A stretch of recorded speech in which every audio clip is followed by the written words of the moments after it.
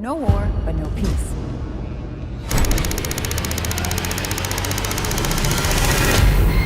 Trump extends the ceasefire with Iran, but maintains the U.S. blockade on Iranian ports. Diplomacy is still under threat, and both sides say they are still ready for war. Here's everything you need to know about the past 24 hours. There's still a war there. We have to be conscious of that. There is a ceasefire, and luckily I learned that it has been extended, but we are in a state of war.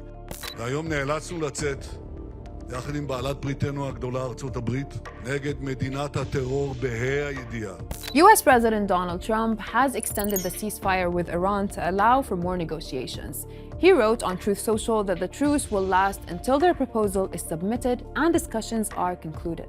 But Trump is insisting that the U.S. naval blockade on Iranian ports will continue, which aims to strangle Iran's economy. And that issue is threatening the resumption of talks. Iran's foreign minister said blockading Iranian ports is an act of war and thus a violation of the ceasefire.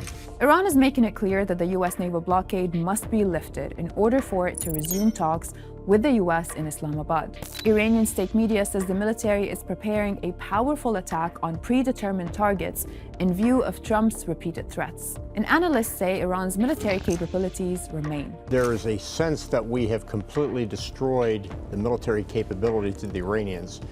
That's simply not true. We continue to see that with more drone strikes, more missile strikes. They do have capability. They're not down, they're not out. They still represent a military threat. U.S. Central Command has issued its own warnings. It posted this video suggesting the ceasefire is its chance to restock and prepare for more. We're rearming. We're retooling and we're adjusting our tactics, techniques, and procedures. 2 U.S. aircraft carrier groups remain in the region and a third is on its way. If fighting resumes, it's hard to predict at what level of intensity. Iran says it suffered $270 billion worth of damage from the war, with airstrikes having destroyed infrastructure and entire industries, causing mass unemployment. Inflation has surpassed 50%, and the longer the U.S. blocks Iranian ports, the deeper the economic crisis will go. Meanwhile, the other party to this conflict, Israel, is maintaining its occupation of areas in southern Lebanon. A ceasefire is in effect, but Israeli forces are shelling and demolishing villages along the border.